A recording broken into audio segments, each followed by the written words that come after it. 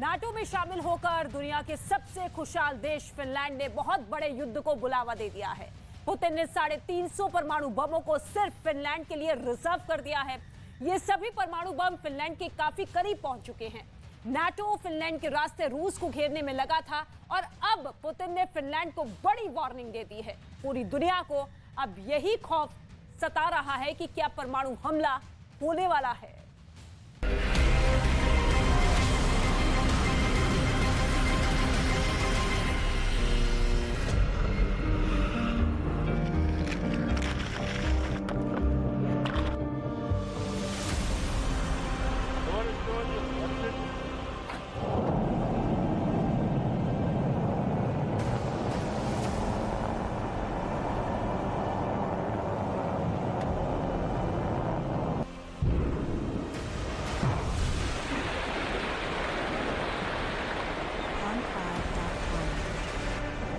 Finland के पूरब में कितने प्रलयंकारी परमाणु बम हमले के लिए तैयार हैं?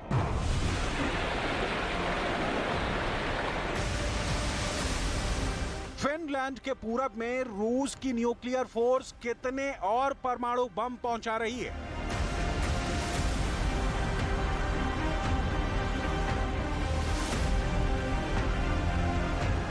फिनलैंड की सीमा से सटे मौजूद रूस का परमाणु गोदाम अभी कितना भरा हुआ है?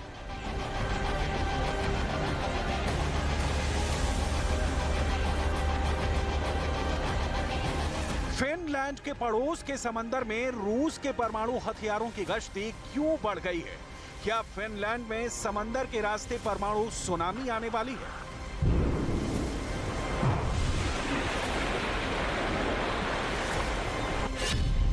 ये सवाल इसलिए खड़े हो गए हैं क्योंकि रूस के पड़ोस में नाटो की सेना जमा हो रही है। फिनलैंड की सुरक्षा के लिए नाटो के टैंक फिनलैंड पहुंचेंगे। नाटो की घातक मिसाइलें रूस की सीमा के करीब लगाने के लिए फिनलैंड आएंगी। नाटो के लड़ाकू विमान फिनलैंड में लैंड होंगे। रूस को नजर में रखकर नाटो फिनलैंड में अपने हथियारों का नया गोदाम बनाएगा। जहां रखे एक एक हथियार पर पुतिन की सेना का नाम होगा। यही वजह है कि रूस की सेना भी अपनी नजर फिनलैंड सीमा की ओर कर रही है। फिनलैंड के बॉर्डर पर रूस के न्यूक्लियर बॉम्बर देख चुके हैं। रूस के ये ऐसे बॉम्बर हैं जो आसमान के रास्ते परमाणु हथियार ले जाने में सक्षम है। फिनलैंड के नाटो में शामिल होने के फैसले के बाद रूस ने अपनी पश्चिमी सीमा पर और पैरामिलिट्री यूनिट तैनात कर दिया था। अब फिनलैंड के बॉर्डर पर रूस की बटालियन 24x7 चौकन्ना रहने वाली है, क्योंकि रूस को अब फिनलैंड सीमा पर नाटो से दो हाथ करना है। ऐसे में सवाल है कि क्या फिनलैंड के नाटो में शामिल होने की पहल का जवाब पुतिन परमाणु बम से देने वाले हैं?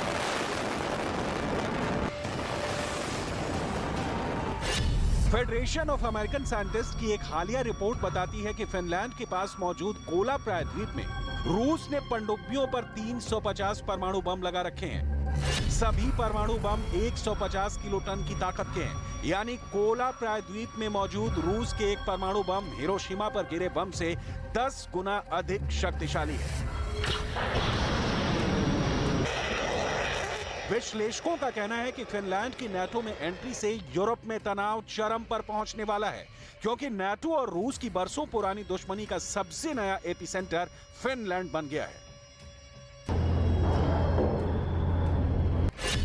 फिनलैंड नाटो का ऐसा खूनी दरवाजा बन गया है जिसके एक तरफ पुतिन खड़े हैं तो दूसरी तरफ अमेरिका की अगुवाई में दुनिया के 31 देशों की सेना है।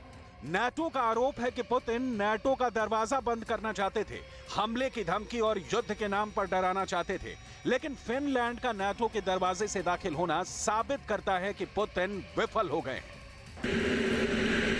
विश्लेषकों का दावा है कि फिनलैंड के नाटो में शामिल होने के बाद पुतिन यूरोप और पश्चिम को डराने की कोशिश में तनाव बढ़ाएंगे, जिसकी शुरुआत रूस के आर्कटिक में अधिक परमाणु हथियारों की तैनाती से कर दी गई है। फिनलैंड समेत पूरे नाटो को कंट्रोल करने के लिए पुतिन ने आर्कटिक को क्यों चुना है? आर्कटिक में कहां-कहां रूस ने अपने परमाणु हथियारों का जमावड़ा कर रखा है? आर्कटिक में अधिक परमाणु हथियारों की तैनाती कर पुतिन किस नाटो देश पर एटमी कहर बरपाने की तैयारी में है? इसे जानने से पहले नाटो कैंप में चलते हैं, जहां अभी नए दोस्त के स्वागत में खुशियां मनाई जा रही हैं। let me start by welcoming Finland as the newest member of our alliance.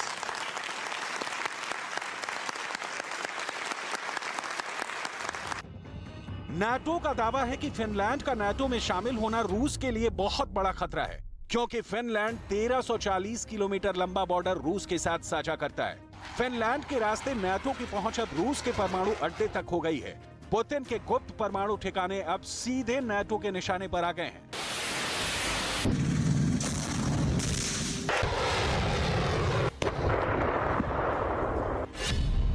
रूस के उत्तर पश्चिम में बाल्टिक सागर के उत्तर में फिनलैंड है, दक्षिण में एस्टोनिया है, बीच में बाल्टिक सागर का हिस्सा फिनलैंड की खाड़ी सामरिक तौर पर रूस के लिए काफी अहम है। फिनलैंड की खाड़ी के पूर्वी छोर पर रूस का सेंट पीटर्सबर्ग शहर है। फिनलैंड की सीमा से सेंट पीटर्सबर्ग की दूरी सिर्फ 125 किलोमीटर है।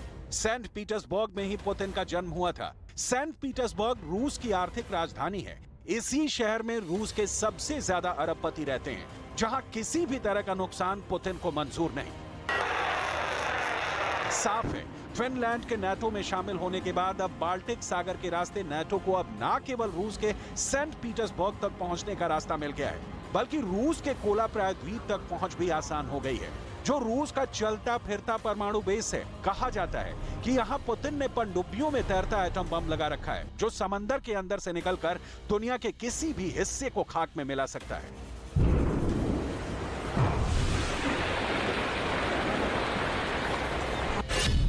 कोला प्रायद्वीप में रूस ने बड़े पैमाने पर परमाणु हथियार जमा कर रखे हैं। कोला प्रायद्वीप का छोटा सा इलाका रूस की परमाणु मिसाइल से लैस सबमरीन का पावरफुल सेंटर है। यहीं से आर्कटिक की गश्त भी की जाती है। फिनलैंड के नाटो में शामिल होने के बाद अब दावा किया जा रहा है कि पुतिन ने यूरोप में नाटो से भिड़ने की पूरी तैयारी कर ली है।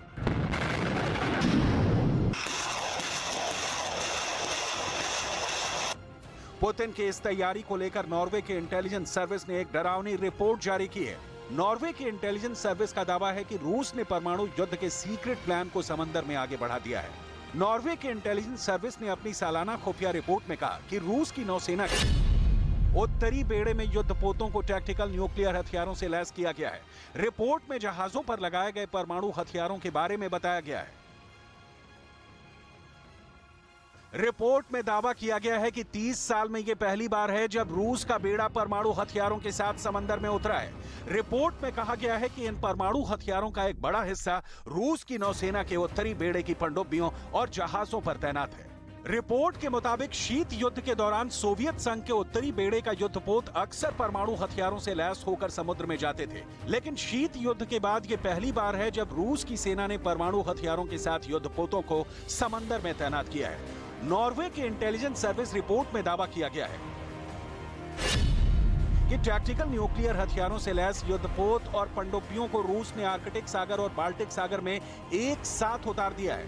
आर्कटिक सागर और बाल्टिक सागर में टैक्टिकल न्यूक्लियर हथियारों की मौजूदगी को नाटो देशों के लिए एक गंभीर खतरा बताया गया है, क्योंकि रूस का सबसे नया दुश्मन फिनलैंड के साथ ही Denmark, Sweden, Estonia, Latvia, Lithuania, Poland और जर्मनी की सीमा बाल्टिक सागर से जुड़ी हुई है। वहीं आर्कटिक सागर में परमाणु हथियारों से लैस युद्धपोत और पनडुब्बियों से सीधा खतरा नॉर्वे, स्वीडन, फिनलैंड और अमेरिका तक को है।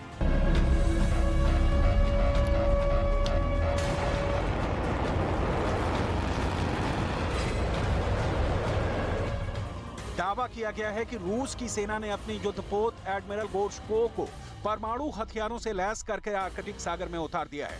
दरअसल आर्कटिक क्षेत्र की जिम्मेदारी रूस के उत्तरी बेड़े के पास है। रूस के उत्तरी बेड़े का मुख्यालय सेवरोमोर्स्क बंदरगाह है। सेवरोमोर्स्क पोर्ट से ही रूस परमाणु हथियारों से लैस युद्धपोतों को आर्कटिक सागर से लेकर बाल्टिक सागर तक भेजा गया है। बाल्टिक सागर में रूस के परमाणु हथियारों से लैस युद्धपोतों की मौजूदगी का सीधा सा मतलब है फिनलैंड पर परमाणु प्रहार।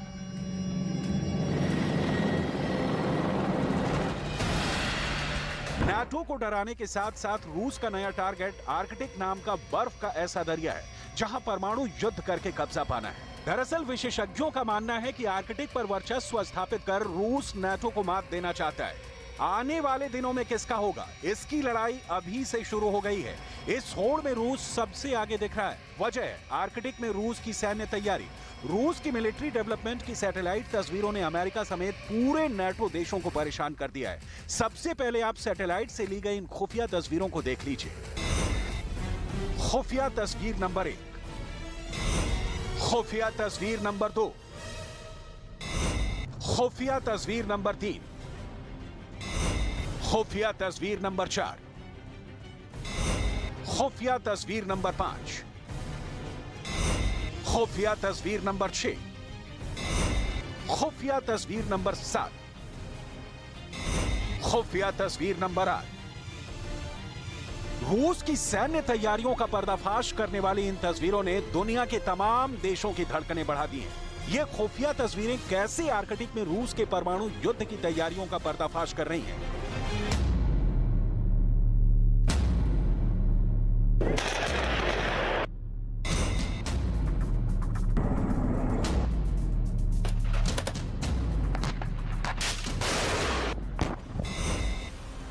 इसी मकसद से रूस फिनलैंड की सीमा से करीब 160 किलोमीटर दूर उत्तर पश्चिम रूस में ओलेनोगॉर्स्क में लगातार रेडार स्टेशनों को बढ़ा रहा है।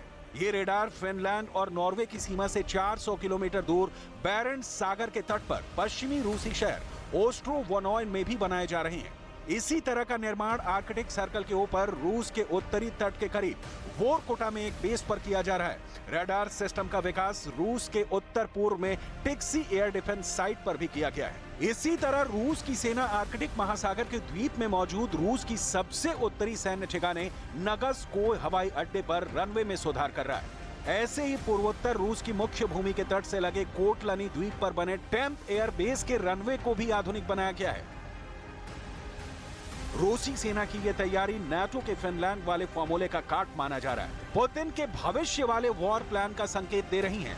नाटो के खिलाफ ये पुतिन का नया कॉन्फिडेंस है, ऐसा आत्मविश्वास जो उन्हें यूक्रेन के बाद दूसरे युद्ध के लिए तैयार कर रहा है। ऐसे में सवाल है, क्या यूक्रेन के बाद फिनलैंड का नंबर है, जिसकी धरती पर धावा बोलकर पुतिन सीधे नाटो के घमंड को चकनाचूर करने की तैयारी में है।